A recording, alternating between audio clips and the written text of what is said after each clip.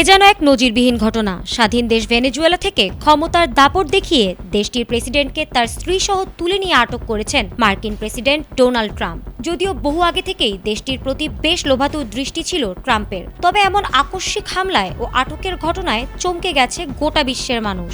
কেন হঠাৎ এমন কাণ্ড ঘটিয়েছেন ট্রাম্প?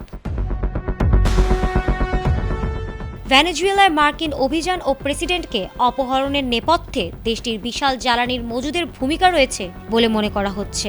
বিশ্বের সবচেয়ে বেশি তেলের মজুদ রয়েছে দেশটিতে।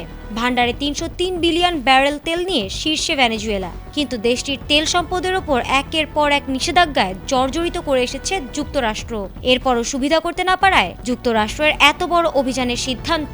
পরিচালিত এই অভিযানের পর মার্কিন প্রেসিডেন্ট ডোনাল্ড ট্রাম্প ভেনেজুয়েলায় তেল সম্পদের নিয়ন্ত্রণ নেওয়ার কথা প্রকাশ্যেও জানিয়েছেন। বিশ্বের মোট প্রমাণিত মজুতের প্রায় ১/৫ অপরিশোধিত তেল মজুদ রয়েছে ভেনেজুয়েলায়। যদিও এত বড় মজুদ থাকা সত্ত্বেও বর্তমান উৎপাদন অত্যন্ত কম এবং আন্তর্জাতিক নিষেধাজ্ঞা ও অবকাঠামোর দুর্দশার কারণে কার্যক্রম ধীর চলছে।